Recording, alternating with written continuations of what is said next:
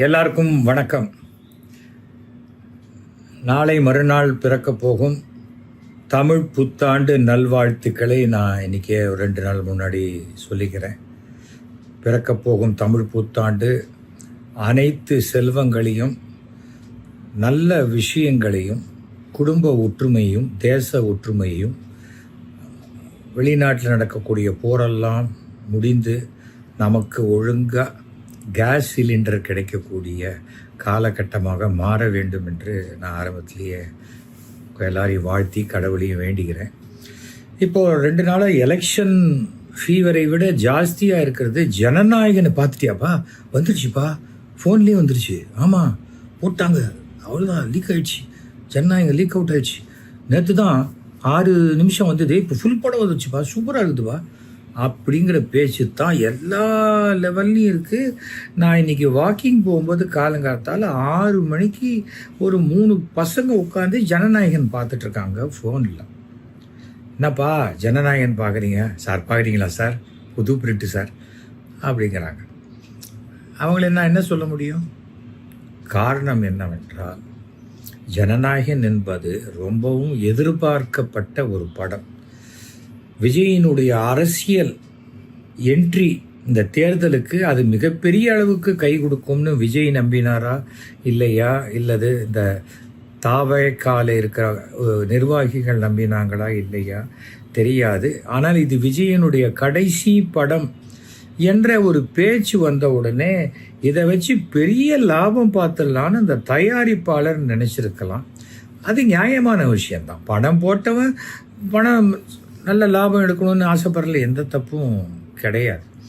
ஆனால் ஜனநாயகனுக்கு உண்டான அந்த தடங்கல்கள்லாம் ஏற்பட்டது. அதுக்கு காரணம் ஜனநாயகன் அவங்க அப்ரோச் பண்ண விதம் சரியில்லைன்னு நான் ஏற்கனவே சென்சார் என்னமோ திண்டிவனம் டோல்கேட்டு மாதிரி நினச்சி அவங்க பண்ணிட்ட பல விஷயங்கள் இருக்கலாம்.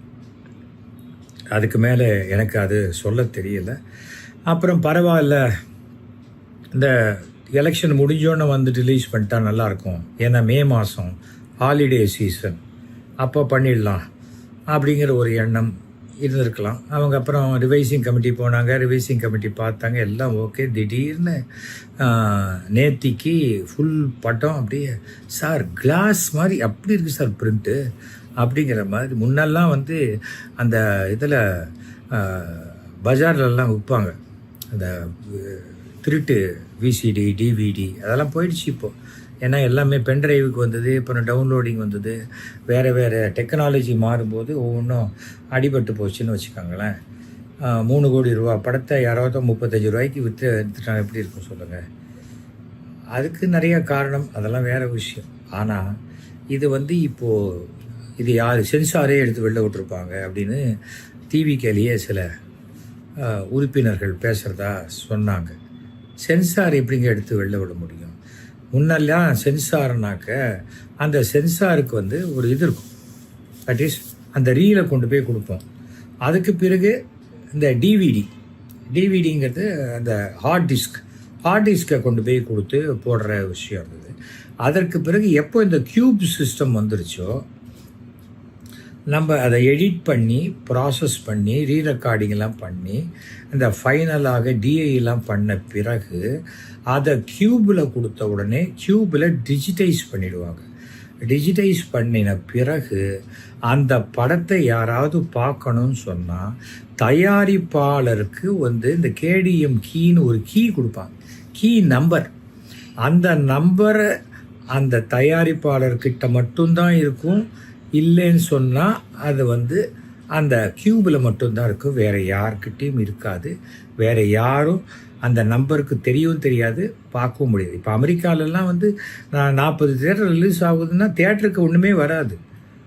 அது பாட்டுக்கு ஒரு இடத்துலேருந்து அந்த டயத்தில் அந்த தியேட்டரை இதை போட்டு நம்பரை போட்டு ஆப்ரேட் பண்ணால் ஆள் இருக்காங்களோ இல்லையோ 7 மணிக்கு ஷோன்னா எல்லா தியேட்டர்லேயும் 7 மணிக்கு படம் ஓட ஆரம்பித்தோம். கிட்டத்தட்ட அதுதான் ஒரு சிஸ்டம். அதனால் யாரோ அதை எடுத்துகிட்டு போய் அதை வந்து சப்டைட்டில் போடும்போது எடுத்து விற்றுட்டாங்க. இது அப்படின்னா அது கேமரா பிரிண்ட்டாக வேணால் இருக்கலாம். ஒரு ப்ரொஜெக்டரில் போட்டு அந்த ப்ரொஜெக்டரை ஒரு ஸ்க்ரீனில் வச்சு அதுக்கு முன்னாடி வேறு ஒரு கேமராவை வச்சு ஷூட் பண்ணுறதுங்கிறது வேறு, அதெல்லாம் இல்லை இது. ஆனால் எல்லா படத்துலேயுமே ஒரு சீக்ரெட்டான ஒரு கோடு ஒன்று போட்டிருப்பாங்க. அந்த கோடை வச்சு இது யார்கிட்ட கொடுத்த பிரிண்ட்டு, இது யாருக்கு அனுப்பிச்ச பிரிண்ட்டு, இது மலேசியாவுக்கு அனுப்பிச்சதா, இது அமெரிக்காவுக்கு அனுப்பிச்சதா அப்படிங்கிறதெல்லாம் அதில் தெரியும். ஆனால் இதில் தெரிஞ்சுதா இல்லையான்னு எனக்கு தெரியலை. ஆனால் அதை தாண்டி படம் வெளியில் வந்துருச்சு. 2 விஷயம் இருக்குது. இதனால் இதை விஜயே வெளியில் விட்டுருக்கலாம் அப்படின்னு சொல்கிறாங்க சில பேர். அப்படி சொல்கிறவங்களுக்கு இதனால் விஜய்க்கு என்ன லாபம் அப்படின்னு பார்த்தா, என்ன இருந்தாலும் விஜய் ரசிகர்கள்ங்கிறவங்க யாருன்னு சொன்னால், அவங்க ஓட்டு போடுறாங்களோ இல்லையோ விஜயோட கூட ஓடி அந்த பைக்கை அந்த வண்டியில் இடித்து கீழே விழுந்து உடம்பெல்லாம் ரத்த காயத்தோட தலைவா நான் பார்த்துட்டேன் தலைவா அப்படின்னு சந்தோஷமாக கத்திக்கின்னு ரத்த காயத்தோட வீட்டுக்கு போகிற ரசிகர்கள் தான். அந்த மாதிரி இருக்கிறவங்க அவங்க அவங்கள பொறுத்த வரைக்கும் அவங்களுக்கு அந்த தியேட்டரில் டிக்கெட்டை கிழிச்சு போட்டு சீட்டு மேலே ஏறி குதிச்சு கத்தி தலைவா அப்படின்லாம் கத்தி அதெல்லாம் அந்த த்ரில்லெல்லாம் அவங்களுக்கு செல்ஃபோனில் பார்க்கும்போது கிடைக்காது இல்லையா? ஃபைட்டு வரும்போது கூட கோவத்தில் ஃபோனை தூக்கி கீழே அடிச்சுட்டா ஃபோன் என்ன உடஞ்சி போடும், அதெல்லாம் அது அவங்களுக்கு இல்லை. அதனால் இந்த லாபம் என்பது விஜய்க்கு இதில் ரொம்ப பெருசாக வந்திருக்கிறதுக்கு உண்டான வாய்ப்பு இல்லை. ஏனென்றால் விஜய் நினச்சிருந்தா நமக்கு பணத்தை விட நமக்கு இந்த படம் ஜனங்களுக்கு போய் சேரணும்னு நினச்சிருந்தா என்னைக்கு முதல் நாள், அதாவது இந்த முதல்ல ஃபஸ்ட்டு ரிலீஸ் ஆகுது பொங்கல் அன்றைக்கே இதை டோட்டலாகவே நெட்டில் விட்டுருக்கலாமே. இல்லை அன்றைக்கே நேரடியாக தேட்டர் ரிலீஸே கிடையாது, டைரெக்டாக நான் இதில் கொடுத்துட்றேன், அமேசானில் கொடுத்துட்றேன், நெட்ஃப்ளிக்ஸில் கொடுத்துட்றேன் அப்படின்னு கொடுத்துருந்தேன். உலகம் முழுக்க அன்றைக்கே பார்த்துருக்க போகிறாங்க. தேட்டரில் வர கலெக்ஷன் தானே வரப்போகிறது இல்லை. 500 கோடி ரூபா படம், சரி தேட்டரில் ஒரு 100 கோடி ரூபா வருமா? இங்கே தமிழ்நாடு தேட்டரில் அது இல்லாத போகுது, அவ்வளோதானே. தமிழ்நாடு, ஆந்திரா, கேரளா வச்சுக்கோங்க 200 கோடி, பாக்கி படம் வந்துடும் இல்லையா? இப்போ அமேசானும் அது வேண்டான்னு சொல்லிட்டாங்கன்னு சொன்னாங்க, இவர் சொன்ன தேதியில் ரிலீஸ் பண்ணலைன்னு. அப்போ விஜய் பண்ணியிருக்கிறதுக்கு உண்டான வாய்ப்பு இதில் குறைச்சல். வேறு யார் பண்ணியிருப்பாங்க அப்படின்னு எடுத்து பார்க்கணும். அப்படி பார்க்கும்பொழுது இதில் யாருக்கு லாபம்? இந்த படம் வெளியில் வர்றதுனால விஜய்க்கு நீங்கள் என்ன பண்ணலாம்? பர்சனலாக பண நஷ்டத்தை மாத்திரம்தான் உண்டாக்க முடியுமே தவிர விஜயோட இமேஜ் டேமேஜ் ஆகிற மாதிரி இந்த படம் கண்டிப்பாக இருக்காது. ஏன்னா அவர் ஃபஸ்ட்டு சீனில் உள்ளே வரும்போதே அவர் கையில் டிவிக்கே அப்படின்னு போட்டு அம்பேத்கர் புக்கை கையில் எடுத்துகிட்டு வர மாதிரி தான் ஒரு சீன் வருதுன்னு அது படம் பார்த்த ஒருத்தர் சொன்னார் என்கிட்ட. எனக்கு ஜென்ரலாகவே இந்த மாதிரி இந்த ஃபோன்லலாம் படம் பார்க்கலாம் பிடிக்காது, அதனால் நான் பார்க்கலாம். எனக்கு இதை அனுப்புகிறேன்னு சொன்னாங்க, அதெல்லாம் ஒன்றும் வேணாம்ப்பா, இது நான் நாட் இன்ட்ரெஸ்டட். நான் தவிர விழுந்தால் தேட்டரில் பார்க்க போகிறேன், இல்லையா என்றைக்காவது ஓடிடியில் வரும்போது அப்போ நான் பார்த்துக்கிறேன், அதுக்கு நான் பணம் கட்டியிருக்கேன், ஸோ எனக்கு அது அவசியம் இல்லைன்னு சொல்லிட்டேன். அப்போது இது இல்லை. இன்னும் சில பேர் சொன்னாங்க, இது நீங்கள் பார்க்கவே வேணாம் சார், நீங்கள் தெலுங்கு படம் பார்த்தா போகிறோம் சார், நம்ம இவர் வந்திருக்காரு ஜூனியர் என்டிஆர் பண்ணியிருக்காரு, அதை பார்த்தாலே போகிறோம். இதெல்லாம் ஒன்றும் அவசியம் இல்லைப்பா எனக்கு அப்படின்னு நான் சொல்லிட்டேன். அப்போது அந்த மாதிரியான இன்னொரு ஆங்கிள் எடுத்து பார்க்கும்பொழுது வேற யாரோ உள்ளுக்குள்ளே இருக்கக்கூடிய ஒருவர் மிகப்பெரிய ஒரு பணத்துக்கு ஆசைப்பட்டு இந்த டிஜிட்டைஸ்டு வெர்ஷன், அதாவது கியூபுக்கும் போகிறதுக்கு முன்னாடி எடிட்டிங்கில் முடிஞ்சு எடிட்டர்கிட்டேருந்து அதுக்கு பிறகு தான் டிஐ போயிட்டு டிஐலேருந்து அந்த எடிட்டர் அப்ரூவ் பண்ண பிறகு that will go to queue. So கியூப்லேருந்து வெளியில் வரத்துக்கு வாய்ப்பே கிடையாது. அவங்களுடைய க்ரெடிபிலிட்டி போயிடுச்சுன்னா அவ்வளோதான், டோட்டலாக அந்த பிஸ்னஸே அவங்களால பண்ண முடியாது. அதனால் அது வாய்ப்பு கிடையாது. அப்படி இருக்கும்போது யார் எடிட்டர் எடுத்து பண்ணியிருப்பாரானா கண்டிப்பாக பண்ணியிருக்க மாட்டார். ஏனென்றால் பண்ணியிருக்க மாட்டார்னா எடிட்டருக்கு உண்டான பேமெண்ட் எல்லாம் கொடுத்துருக்க போகிறாங்க. பேமெண்ட்டே கொடுக்கலன்னா கூட அவர் யூனியனில் சொல்லி படம் ரிலீஸ்க்கு முன்னாடி கண்டிப்பாக வாங்கிட முடியும்.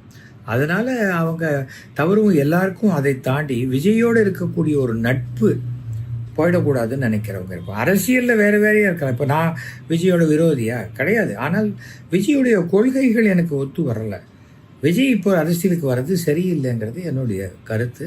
அதை ஜூன் மாதம் அவரே உணர்வார். அது வேறு விஷயம்.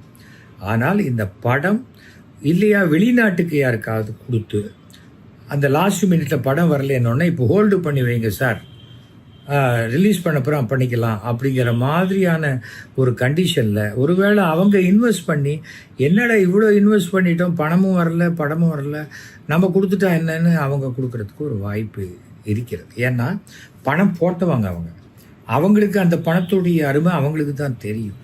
இவங்க எத்தனை நாளைக்கு நான் வெயிட் பண்ணுறது, ஒன்று இந்தா எனக்கு வேணாம் பணத்தை திருப்பி கொடு அப்படின்னுங்கிறதும் இல்லை. அப்படின்னு சொன்னால் வெளிநாடுனா எந்த வெளிநாடு சொல்லுவீங்க?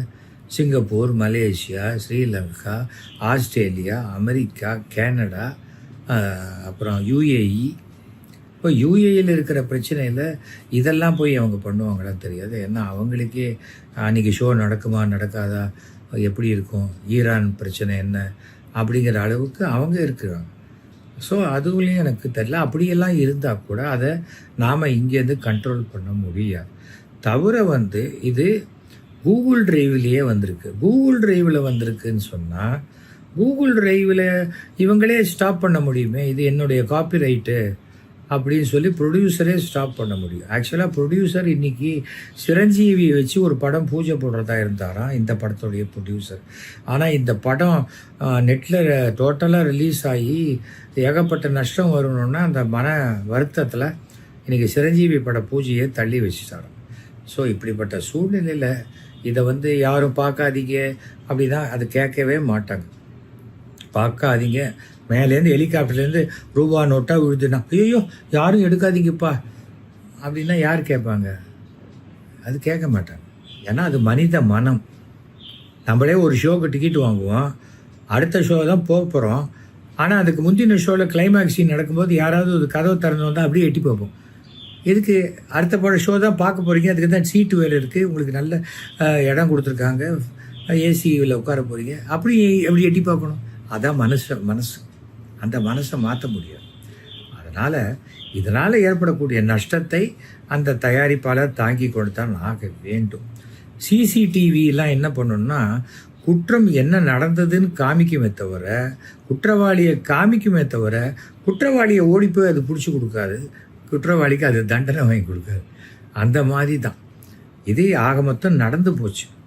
இதே அவருக்கு இந்த கிரகப்பயிற்சி சூழ்நிலையாக இருக்கலாம், என்னவாக இருக்கலாம். ஆனால் அது இது நடந்திருக்கக்கூடாது. எந்த தயாரிப்பாளருக்கும் எந்த நடிகனுக்கும் இது நடக்கக்கூடாது. ஏன்னா இப்போ இந்த படத்துக்கு ஒரு முழு பேமெண்ட்டையும் விஜய் வாங்கியிருப்பார்லாம் என்னால் சொல்ல முடியாது.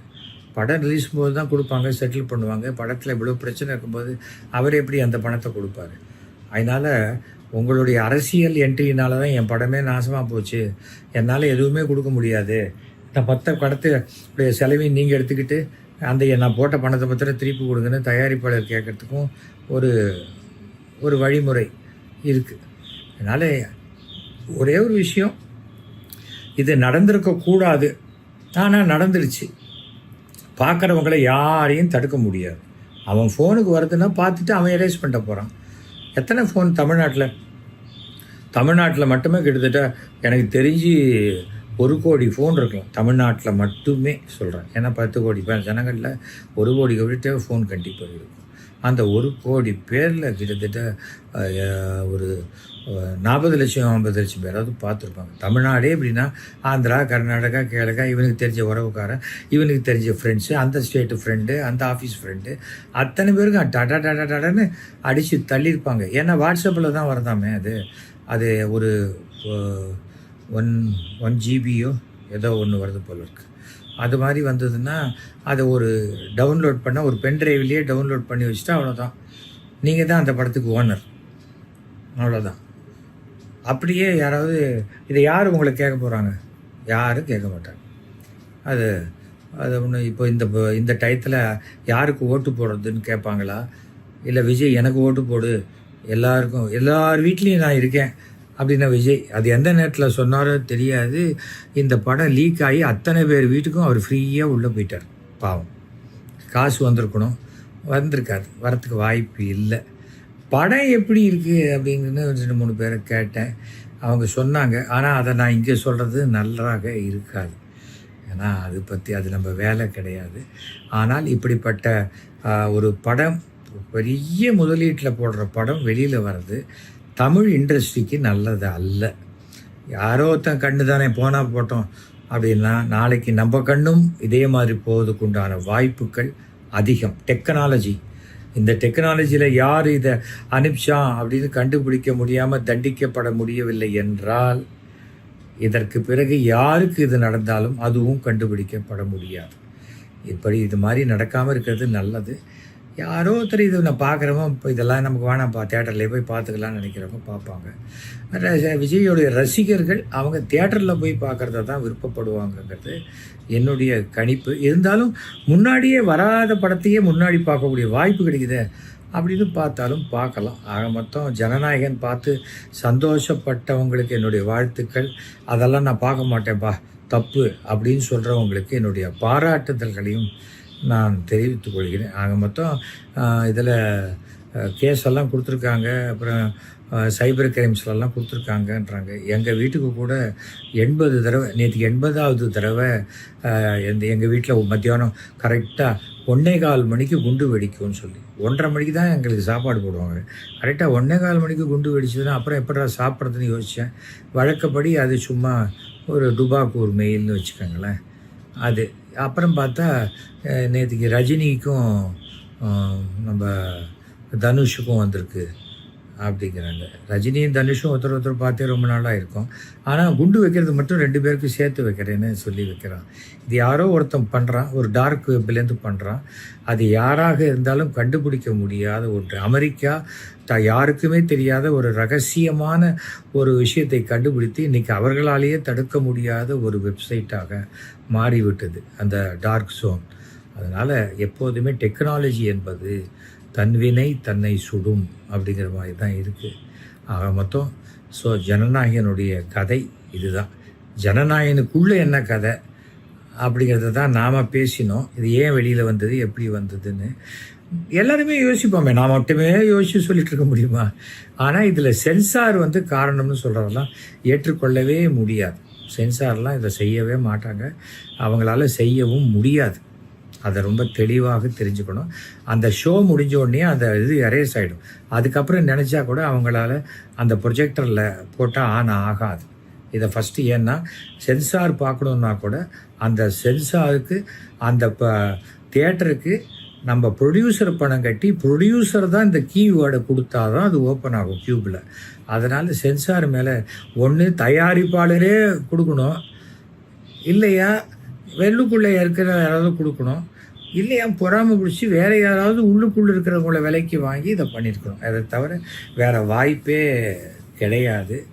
இன்னொரு முக்கியமான ஒரு விஷயம், ஆதவ் அர்ஜுனா அவர் சொல்லியிருக்காரு, இது திமுகவுடைய சதி அப்படின்னு இருக்காரு. போகிற போக்கில் பார்த்தா இந்த டிவிகேல யாருக்கு பாத்ரூம் வரலைன்னாலும் அது திமுக சதி அப்படின்னு சொல்லக்கூடிய அளவுக்கு மனோபாவம் அவங்களுக்கு வந்துடும் நினைக்கிறேன். அது என்னவோ தெரியாது, ஆரம்பத்துலேருந்தே இப்படி தான் இருக்காங்க. இது நம்ம நிஜமாகவே ஒரு பிரச்சனைனா அந்த பிரச்சனையினுடைய மையக்கரு எது அப்படின்னு பார்த்து அணுகினா இப்படி வாய் போன போக்கில் திமுக சதி திமுக சதி திமுக தான் திமுக தான் திமுக தான் அப்படின்னா கீழ்ப்பாக்கத்தில் தான் போய் உட்காரணும். கடைசியில் அப்படி தான் நடக்கும். ஆகவே இதுதான் ஜனநாயகனை பற்றிய என்னுடைய கருத்து. ஓகேயா, அப்படி பேசுவோம், ஒவ்வொரு விஷயங்களாக நம்ம பேசுவோம். ஓகே, அப்புறம் மறந்துடாதீங்க, 23ஆம் தேதி நேரம் போய் காலையில் 7 மணிக்கு போய் ஓட்டு போட்டுருங்க.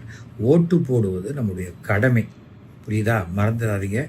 யாருக்கு ஓட்டு போடணும் அப்படிங்கிறத நீங்கள் தீர்மானிங்க. நானும் சொல்லிட்டேன்.